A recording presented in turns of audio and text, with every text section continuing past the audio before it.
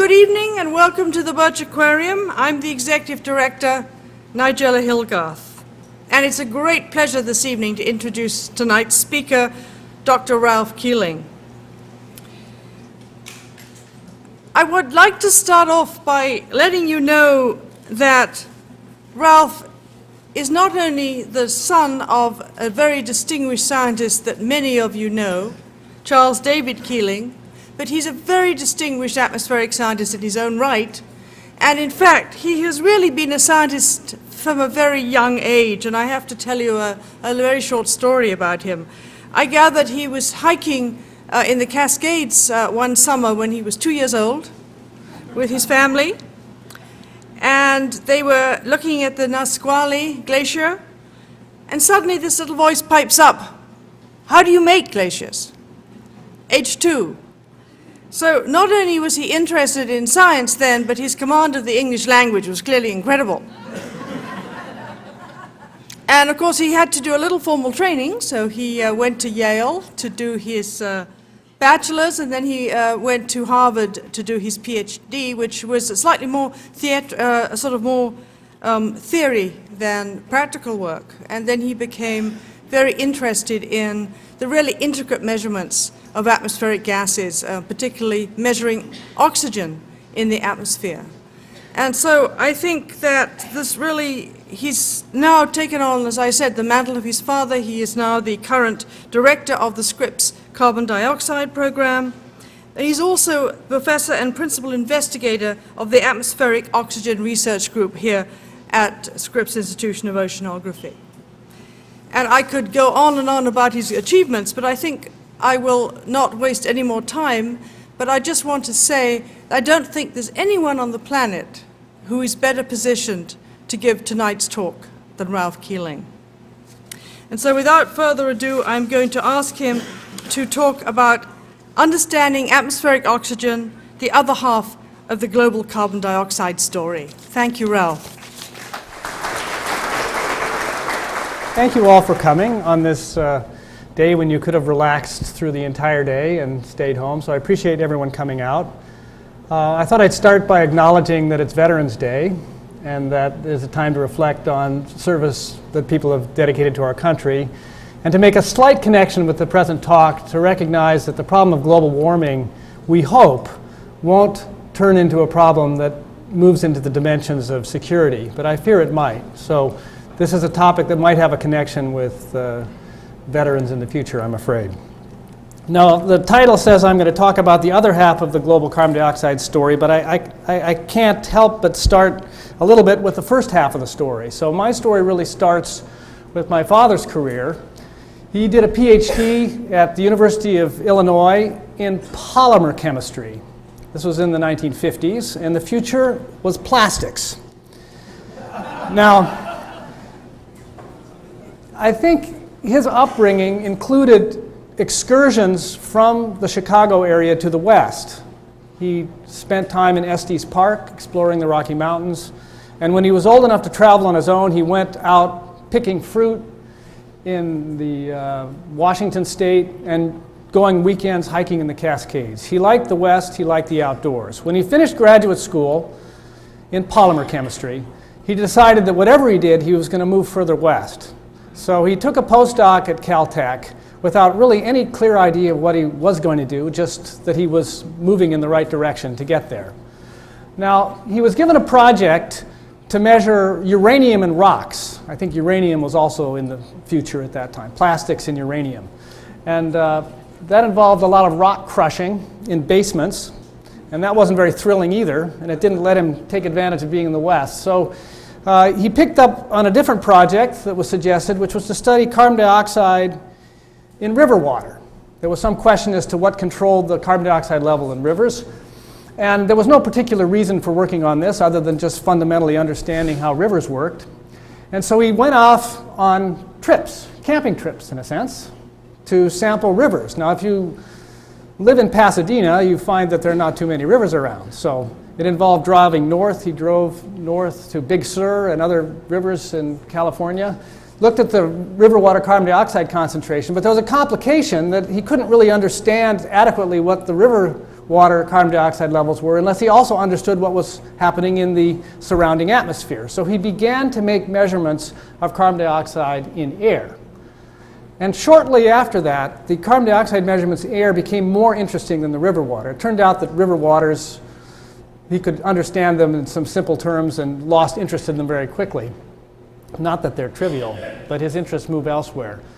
His early work involved, well, I should say that while he was probing the atmosphere, he often took his young wife along with him. This is my mother, and this is my older brother Drew, who was old enough to be along on some of these trips.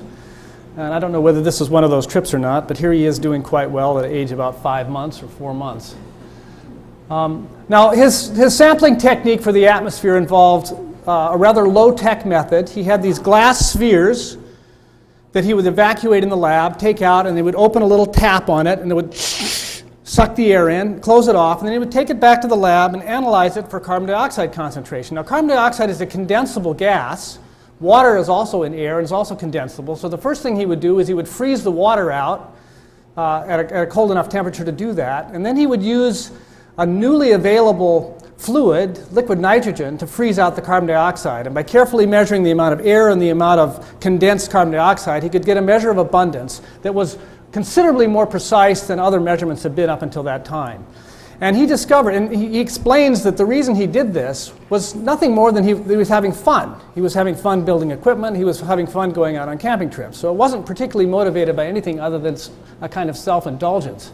He quickly discovered, though, that the prior notions of what was happening with carbon dioxide in the atmosphere seemed to be wrong or misleading. There was an impression from prior work going back 100 years or more that carbon dioxide levels in the atmosphere were highly variable, depending on place and time. You could get concentrations down to 200 parts per million, up to 500 parts per million.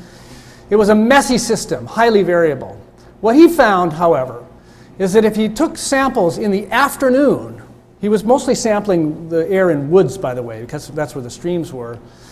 He found that he got almost exactly the same concentration every afternoon, a concentration of around 310 parts per million. And he started to think that there might be a reason for this, that there might be something regular about the atmosphere above that, away from the trees and away from the plants. The atmosphere might have some kind of stable, well-mixed background level. And he started probing that. He collaborated with a colleague named Rakestraw at Scripps to get samples from ships. He went up on the White Mountains in eastern California to get way, way above the Earth. And indeed, he found consistently stable levels of carbon dioxide. Now, at this time, there was an effort to spin up a large measurement program to study the Earth called the International Geophysical Year. And among the organizers of that were Roger Reveles at Scripps.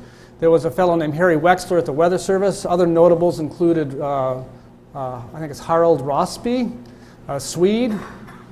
And my father's carbon dioxide measurements were of interest to this group because among the things they were interested in doing in the IGY was to start to do better measurements of carbon dioxide.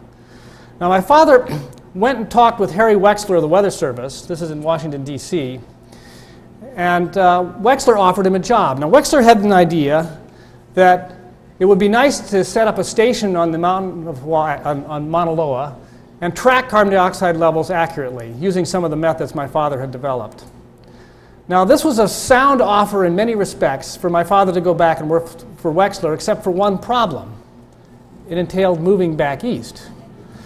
Now, Roger Reveles also was aware of my father's work and put in a better offer. And so he ended up coming to Scripps, and I think I know why. So there was some discussion, however, that went on about how to do the measurements. And actually, there was not exactly a uniform view between Wexler and Reveles as to how to do these measurements. Reveles was interested in a program that used ships and airplanes. That was, I think, the main thrust of his IGY investigations. And he wasn't too keen on my father spending a lot of time doing measurements repetitively on a mountaintop in the middle of Hawaii, which he was convinced wouldn't tell you very much. He was evidently not impressed with my father's earlier work showing that there was a stable background. My father was interested in probing that background and felt the best way to do that was to go to as far away a site as you could, like Mauna Loa.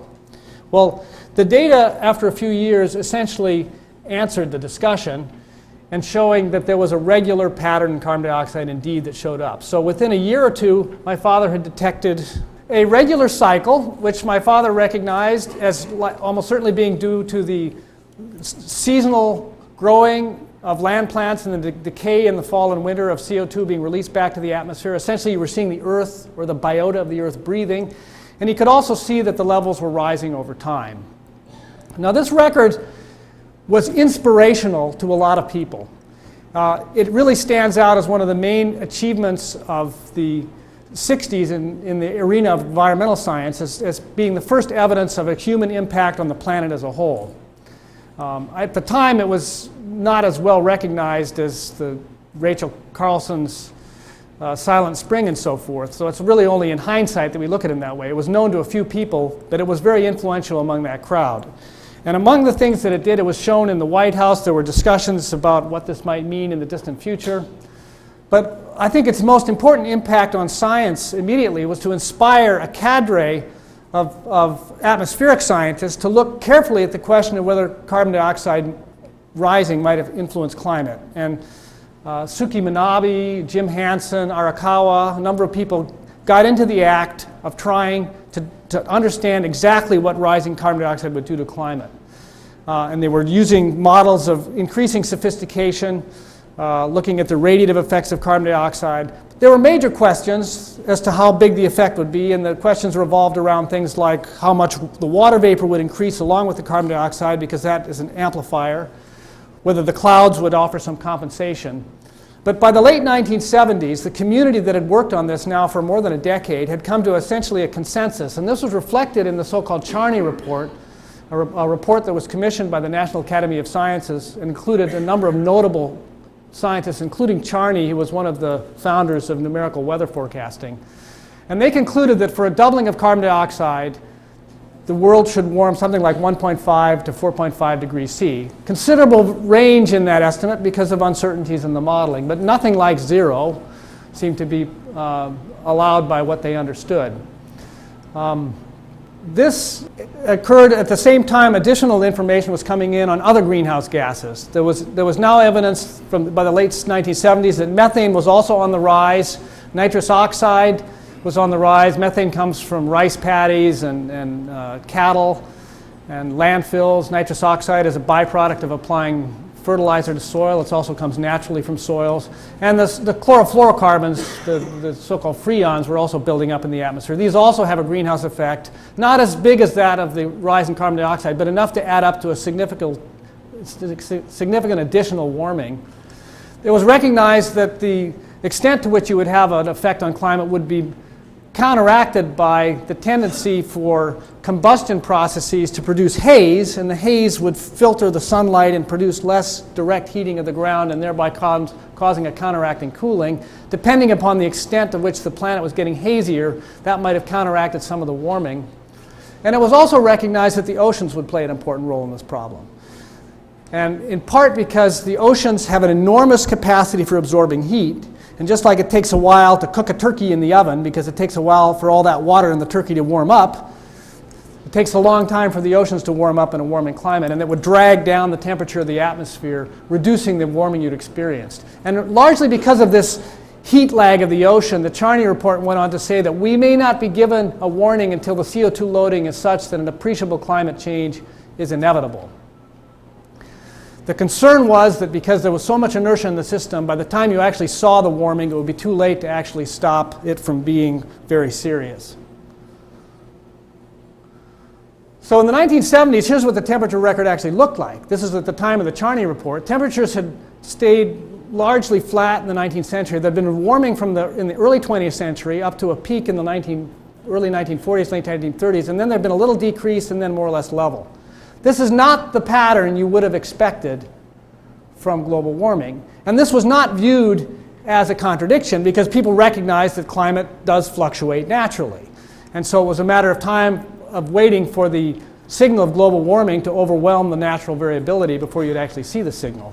And what happened in the meantime is this.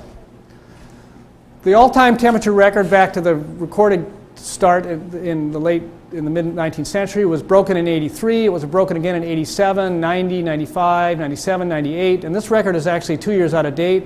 95 records, by some estimates, top the large record of the El Nino in 98, or at least are comparable to it in some other accounts. So we're on a steady warming trend.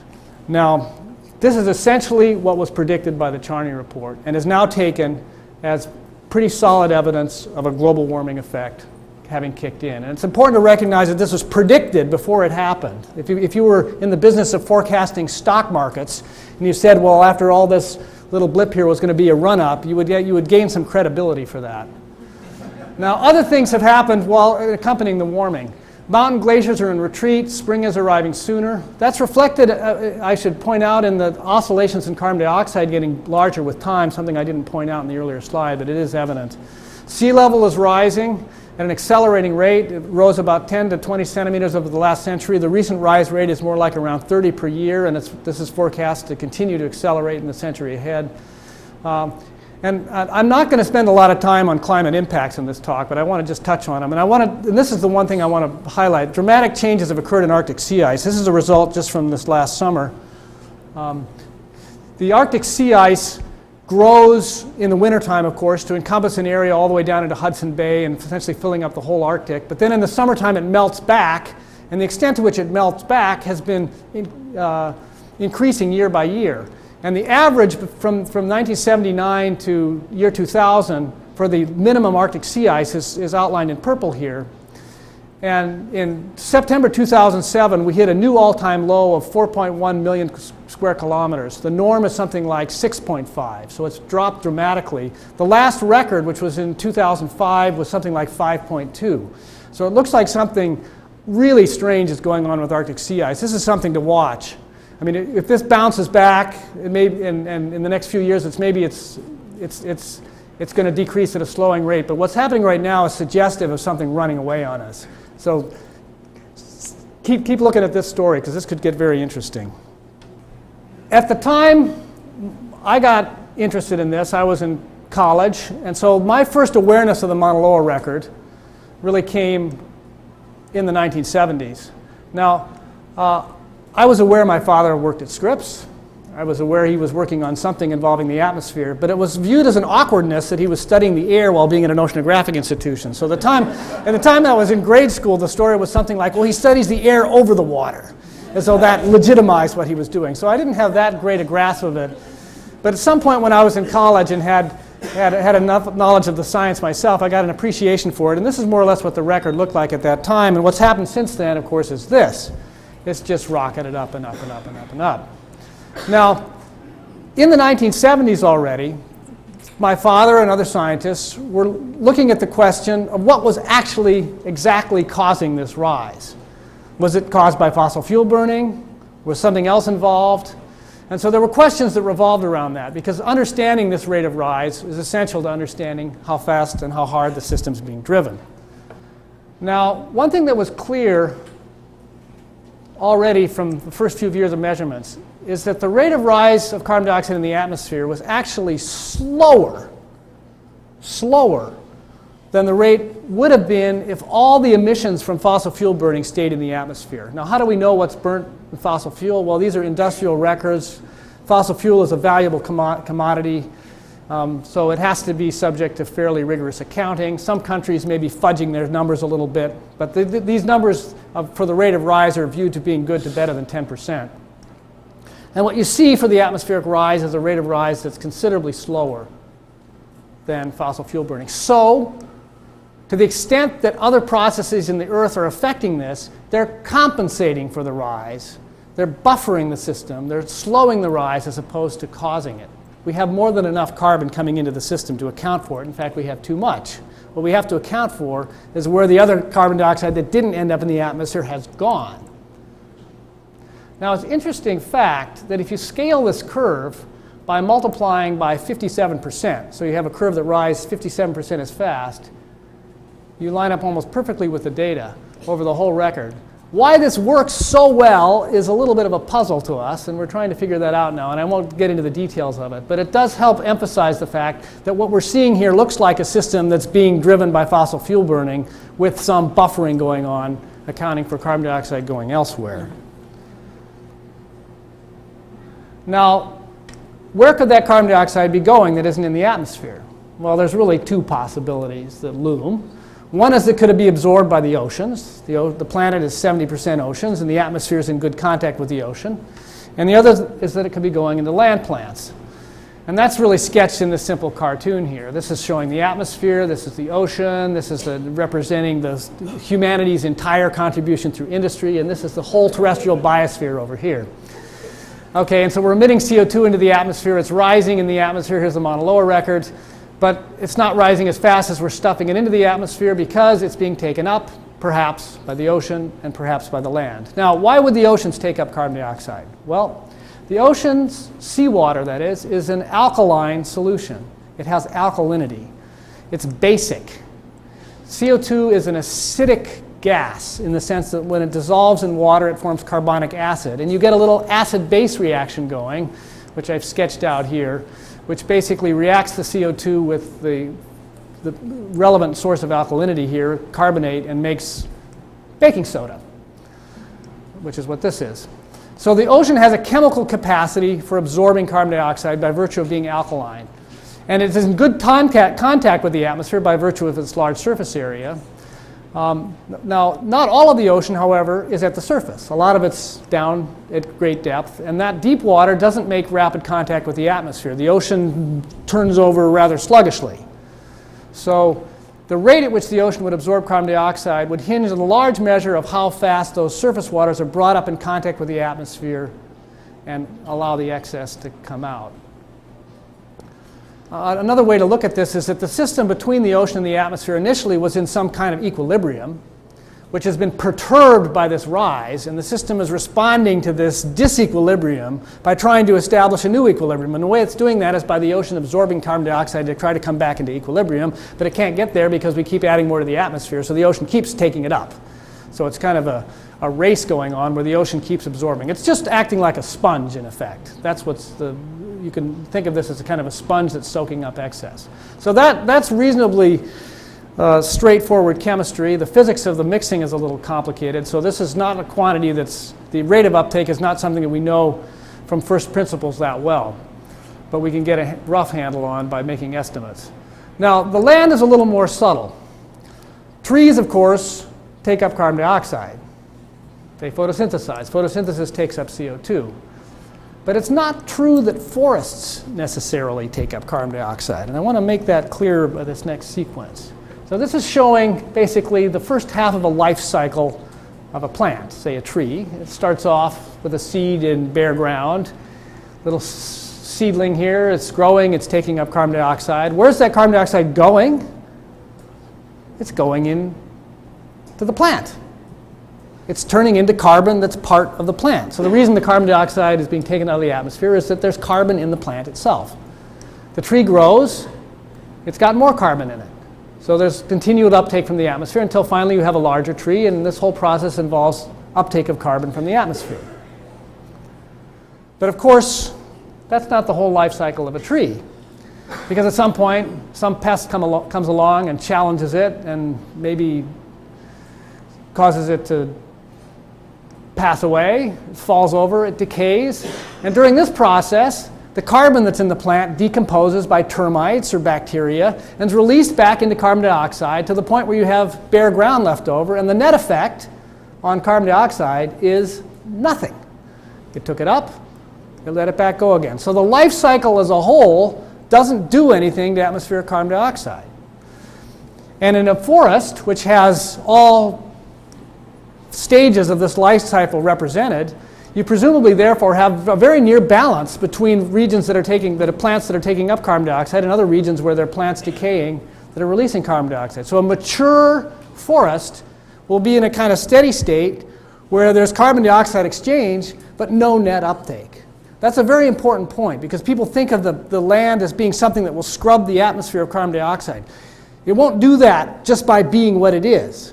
Now, it is possible for a forest to take up carbon dioxide as a whole, but it has to do that in a sense by greening, by actually accumulating more carbon, by somehow having a mismatch between these two rates.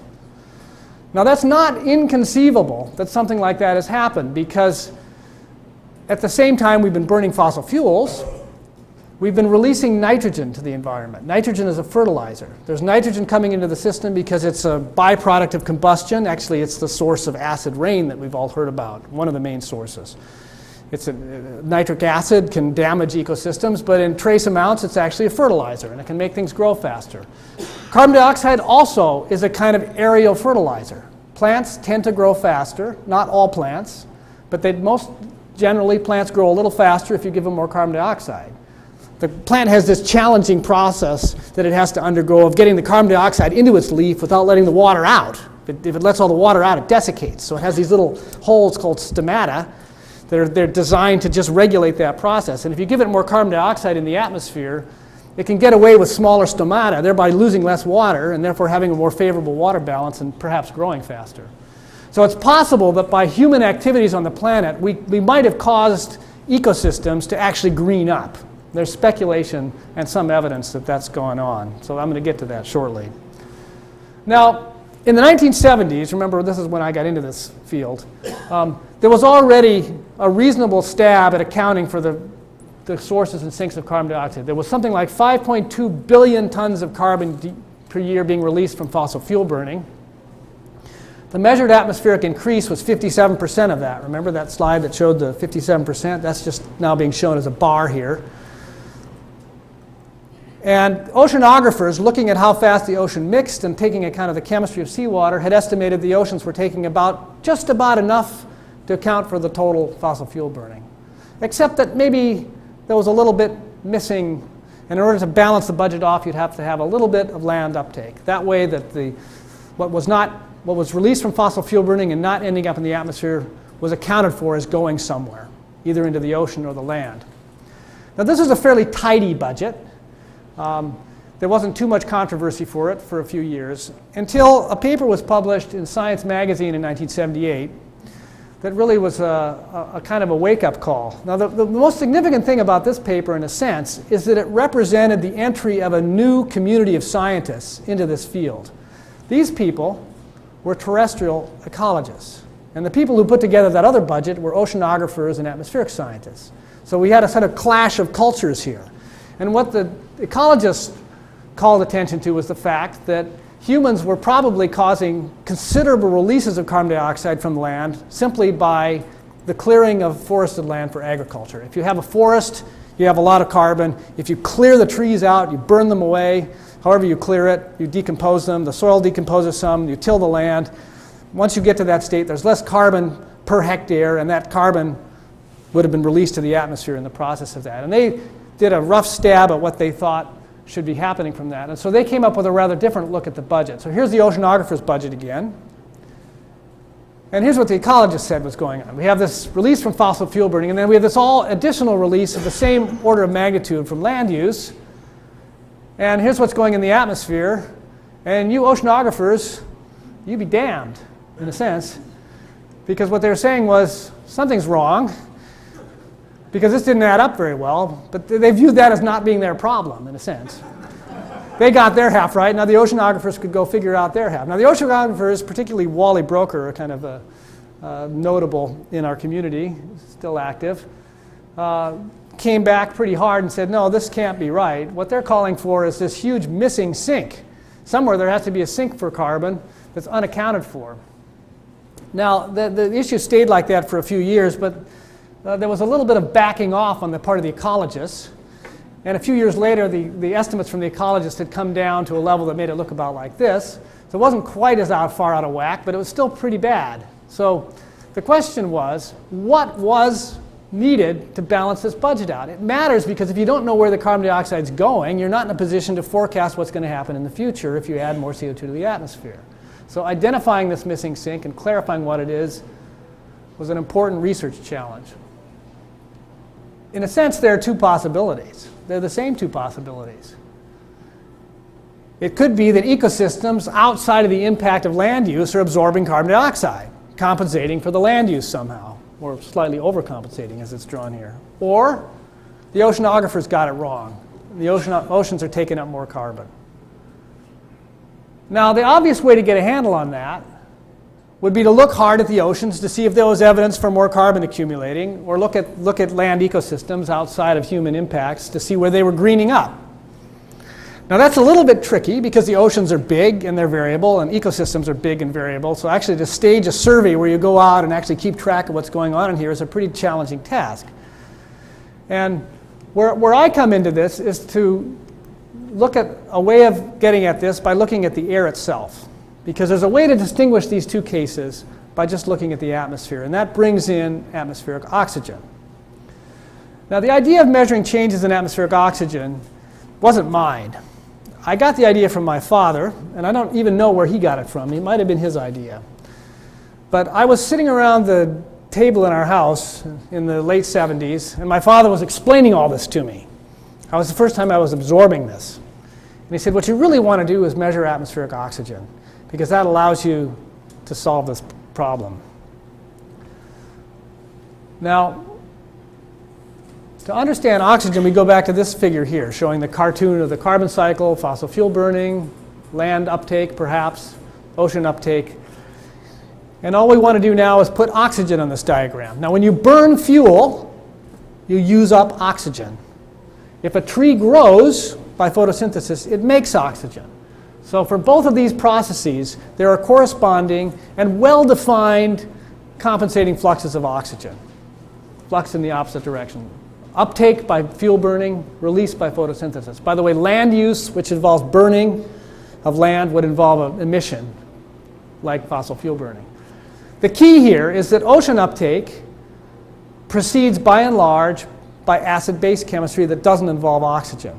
So by measuring the change in oxygen, we get a way to distinguish between whether this is going on or that is going on, because the one affects oxygen and the other doesn't. So to go back to this diagram here, there's oxygen loss associated with fossil fuel burning. There's oxygen loss associated with land use. There's no oxygen source or sink over here. So if the oceans were accounting for the sink, we would have a rather large loss of oxygen associated with these two processes. If there were compensating land uptake, there would be an additional source of oxygen. So the rate of oxygen loss would be different depending on these two cases. So the challenge with oxygen, and the reason it hadn't been done prior to this, has to do with the numbers. So first I'm going to review a little bit of the numbers for carbon dioxide. And this is a diagram where the area shown here, the area of the circle represents an amount. So this is showing how much carbon dioxide is in the atmosphere, a circle that big. And that's roughly how much we're releasing to the atmosphere every 10 years. Something like a little less than 10%. Doesn't all stay there, but so we're making a pretty significant perturbation to carbon dioxide, and that's reflected, for example, in the Mon Aloha record.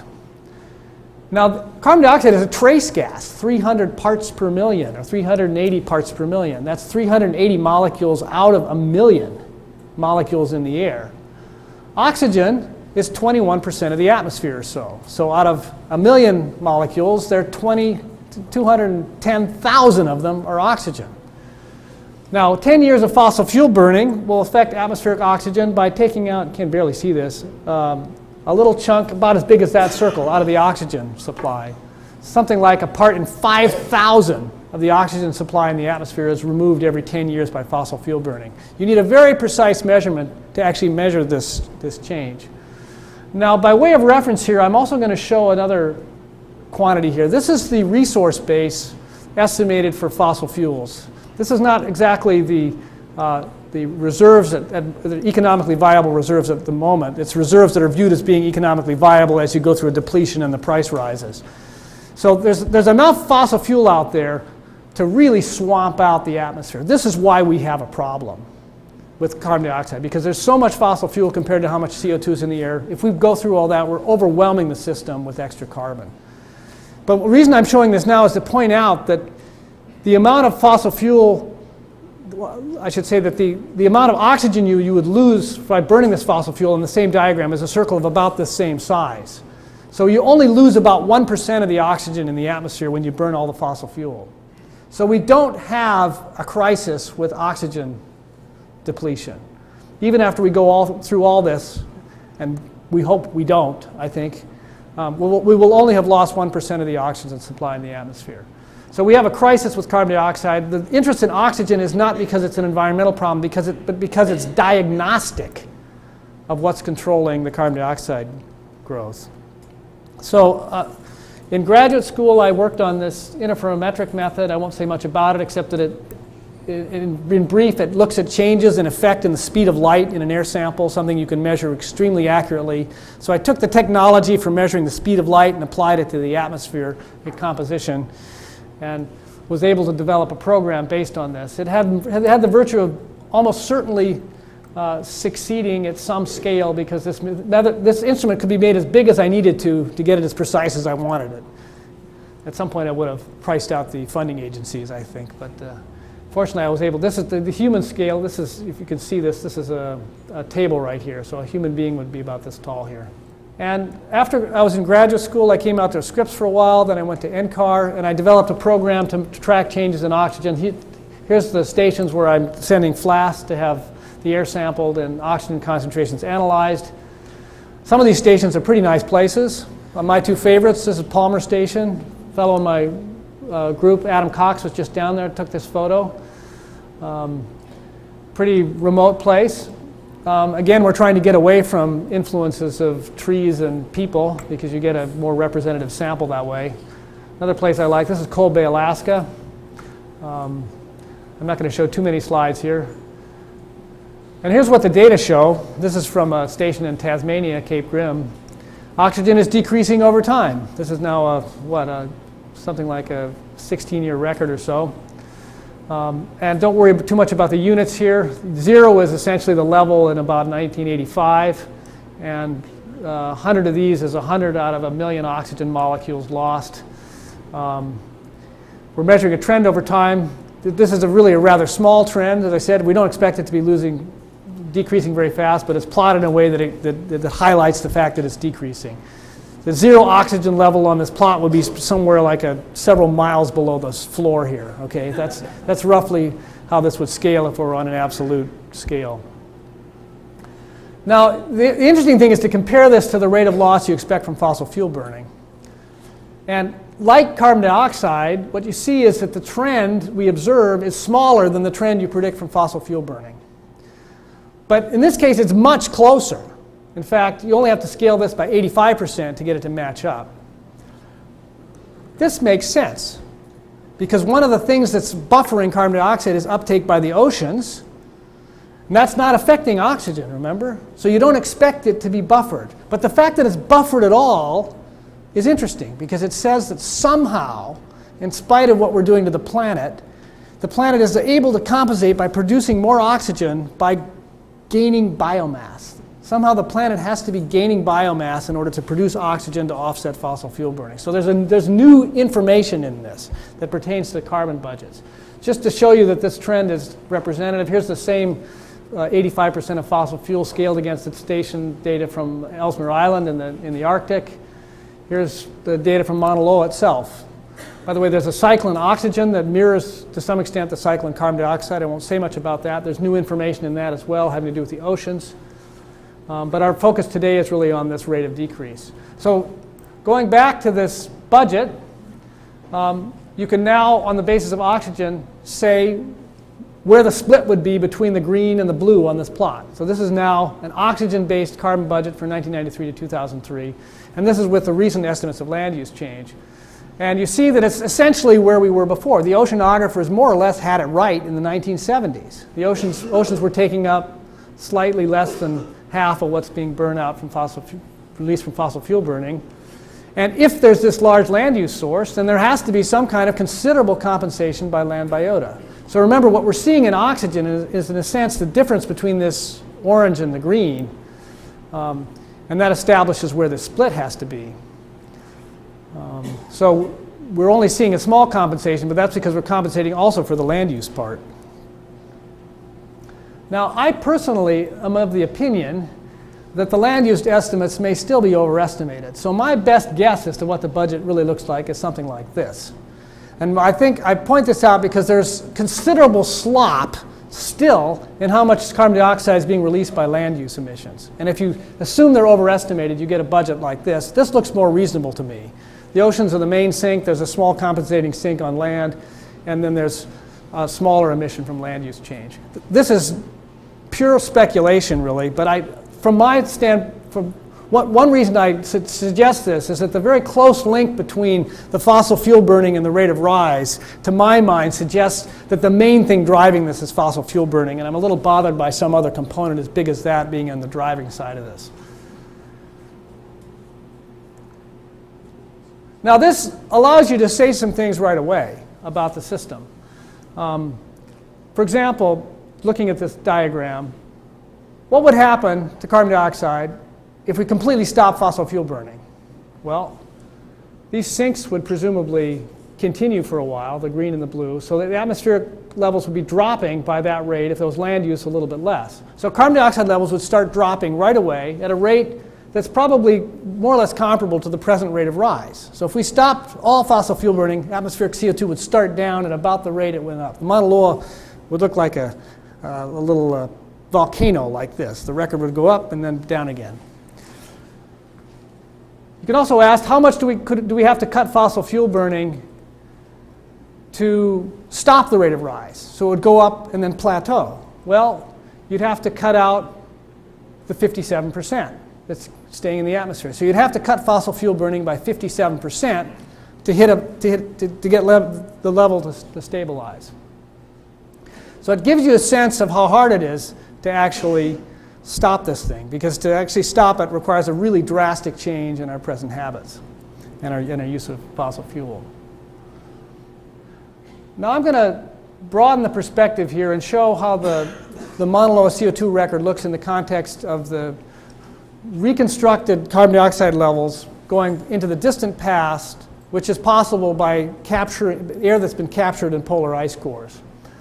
And here's the present level, and here's the concentration over the last 400-some thousand years. And you see a cycle here that reflects the interglacial cycle as the Earth has gone in and out of ice ages. At these lower levels here, the Earth was in an ice age. At the upper levels, it was in a so-called interglacial. We were in an interglacial, the so-called Holocene, for about the last 10,000 years or so, where carbon dioxide varied between about 260 and 275 parts per million, and then it shot up at the very end of the record. The Mon Aloha record on this is condensed into a vertical line. Okay, so there's the Mon Aloha record, but we basically, in order to get that to 400,000 years, we had to scrunch the record up to the point where it's just a vertical line. So in fact, the Mon Aloha record started not too high above the Holocene background, as is now clear from this. It shows you how much we're perturbing the system already.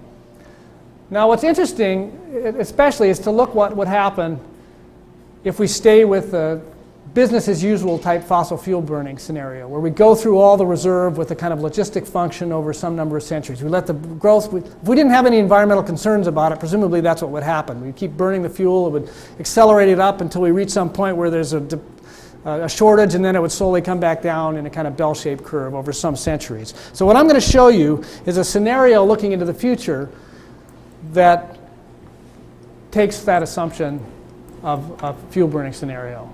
But in order to show this, I have a little problem, and that is that the scale is way off. So I have to scrunch this down. So I'm going to scrunch it down.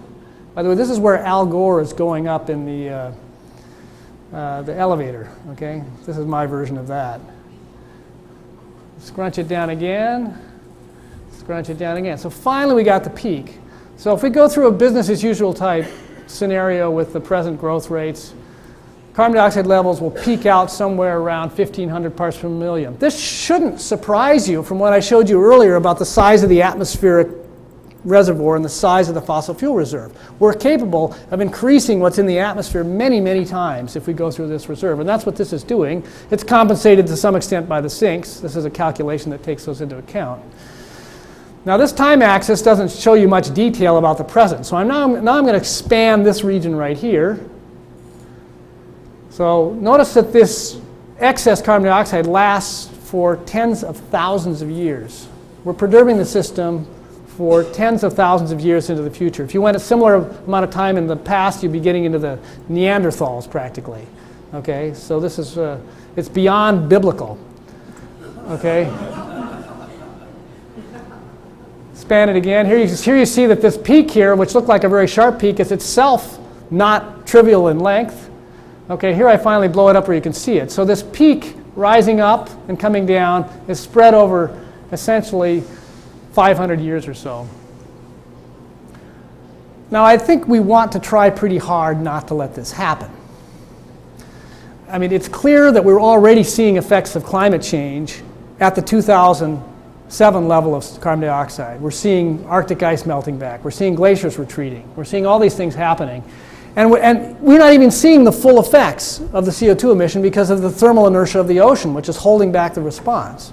So we're only seeing the very beginnings of what will turn into almost certainly an unbelievably massive change in our planet if we let this happen.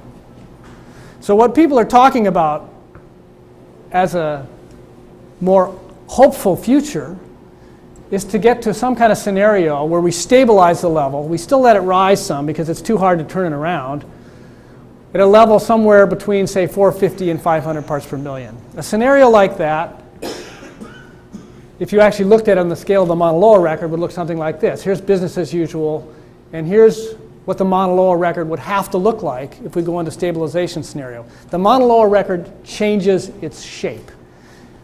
Our problem, in a sense, is that the Mon Aloha record has the wrong shape. And what we need to do is we need to bend this curve. Okay, that's the challenge. Now, it's tough to bend it.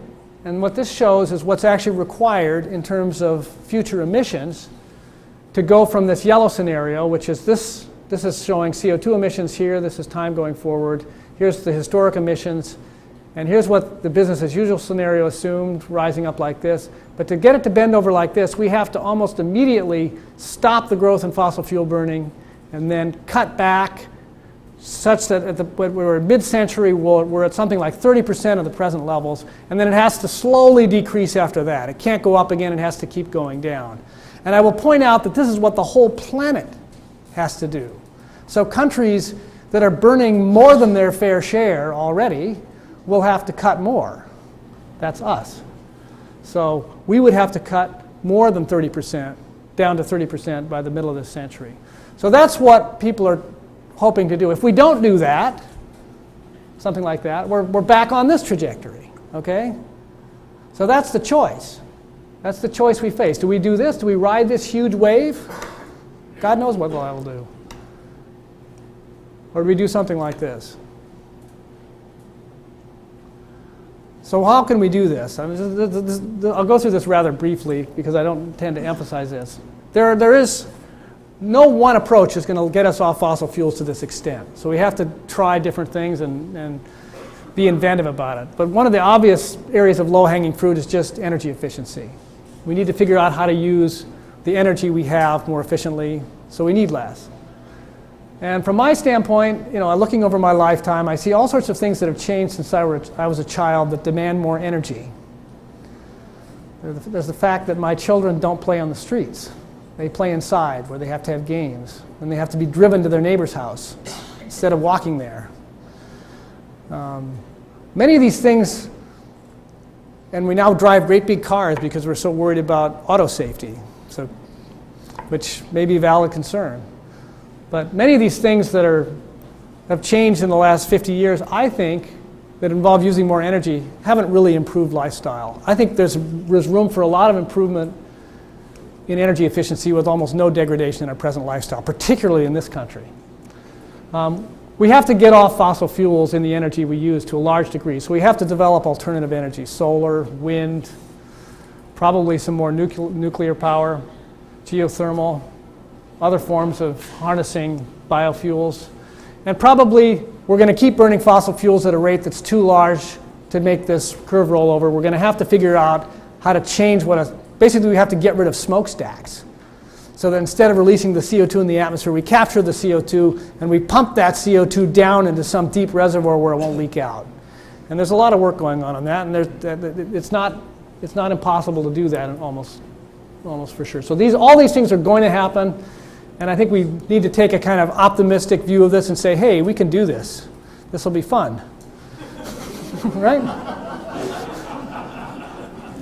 And finally, I think we have to admit that as much as we do, we're not going to change the course of climate from changing to a significant degree that reshapes our planets. And I think the way to underscore that is to go back to this diagram here. These 450 and 550 stabilization levels are well outside the natural range. This is the best we can hope for, but it's well outside the natural range. It's interesting that if you look at reconstructed sea levels in the distant past, when the Earth was a few degrees warmer than today, and it was warmer for a long time, sea level was typically tens of meters, that is 30, 60 feet higher than today. So it sure looks like a planet that goes up to a temperature just a few degrees warmer, like this will probably do, will eventually see a sea level that's 30, 60 feet higher than today's sea level. That entails melting most of Greenland and probably most of the West Antarctic ice sheet. We may well be committing ourselves to that, even in the optimistic scenario. Now, this isn't necessarily alarming because we don't know well how fast Greenland and Antarctica will melt. We don't know for sure that they will, but I think it's a reasonable speculation. But we don't know how fast they would melt. And if it takes 1,000 years to melt them, a sea level rise of 30 feet over 1,000 years is probably not such a horrible thing to adapt to because it's so slow. But it could be a fast process. So we still may be at risk of some fairly catastrophic climate change, even in these stabilization scenarios. So we have to be prepared for that. And it's worth pointing out that the burden of adapting to climate change is going to be the heaviest in the developing world because these people live closer to the land. These are people who can't turn on the air conditioning. These are people who don't get their food by shopping at Henry's. They grow it themselves. And those people are very vulnerable to changes in climate. And the rest of the world has to start looking at that problem and trying to figure out a system where people can cope with this by allowing migration and all sorts of other adaptation strategies. That has to be part of the discussion. So finally, I want to point out that in this range of things that have to happen in the future, there's a role for continuing what we do right here at Scripps, which is continuing observations. Why do we want to, say, keep measuring carbon dioxide and oxygen? Well, for one thing, when I showed you this stabilization scenario, what we have to do to cut emissions, that made assumptions about how the sinks of carbon dioxide are going to evolve in the future. They're assumptions that are reasonable but not certain. And if we find out that something else is happening that changes the sinks, we might have to cut even more. Or maybe we'll get lucky and we'll find out we don't have to cut them less. We could cut them less. But there's considerable uncertainty in what the actual trajectory would need to be to produce stabilization at a particular level. So we have to continue to study what's happening with carbon dioxide. Now, what are we worried about? Well, let me just point out where some of the other carbon reservoirs stack up on this diagram. Here's the atmosphere, here's the fossil fuel resource base I showed you earlier. Here's the total size of the reservoir of carbon in land plants. This is something that I don't think is typically appreciated, that the total amount of carbon in plants is less than what's in the atmosphere. It's completely dwarfed by fossil fuel burning. There's no way we're going to grow trees to get out of this problem. We'd have to turn this whole planet into something that looks completely different than our present planet, having plants growing in ecosystems or climates where they couldn't possibly grow. We can help a little bit by growing plants, and that's worth doing, but we shouldn't fool ourselves into thinking that's much of an answer. But what are we worried about in looking forward? Well, there's more carbon in soils, quite a lot of carbon. Most of this carbon builds up very slowly over time. So these are not pools of carbon that we could likely increase with time by any reasonable method. And then here's a large pool of carbon in the ocean. But the oceans respond typically by buffering, so this is not necessarily vulnerable to release. What we're most worried about here are these soil reservoirs, particularly in cold regions where we know it's getting warmer now. The Arctic is warming up. There's a lot of carbon in peat deposits in the Arctic. As you warm the permafrost, the bogs will drain, exposing the peat to the air instead of water, and it very likely will decompose faster. There's carbon stored in soils that are frozen. Again, when you thaw them, the bacteria will start chewing away faster. So there's really a concern that by warming the planet, we'll start releasing carbon from these reservoirs that'll go back into the atmosphere. It's not enough to dwarf the fossil fuel burning, but it's enough to considerably aggravate the problem. And if that happens, we'll have to cut even harder. So that's the kind of thing we're going to be tracking with these records over time. Finally, in a sense, the atmospheric records are the Earth's report card. And now here's a hopeful example. Here's trends in methylchloroform in the atmosphere. This is a gas that was banned under the Montreal Protocol because of its potential to damage the ozone layer. And production came to a crashing halt in the early 1990s, and the levels didn't just plateau, they went down with time. This would get an A for a report card, okay? That's a nice shape. It's a better shape than we can possibly hope for carbon dioxide. As I said, what we want to do is just bend it over. So I think we could hope for a B minus.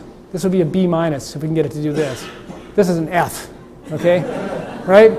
So what we'll be doing over the next few decades is grading the planet. Do we get a B minus or do we get something a lower grade? So finally, I'll close here. This is a picture of my father taking one of his flasks. We don't have a shot of him as a young man doing that, unfortunately. This was shortly before he passed away. Still enjoying camping out, taking air samples. Here is Al Gore, after a 20-second lesson, doing his best to take an air sample. Not quite demonstrating the proper technique, but we applaud his efforts. And finally, in closing, I need to acknowledge a lot of people who work with me. I don't have time to read through all these names, but I'm keeping track of quite a few people these days, including a number of students and postdocs. Jan Botsek happens to be here. This is my father. Another person who needs to be acknowledged, who was seen in one of the slides earlier, is my mother, who played an enormous role in shaping my career and really in enabling my father's career. And she's here somewhere, so thank you.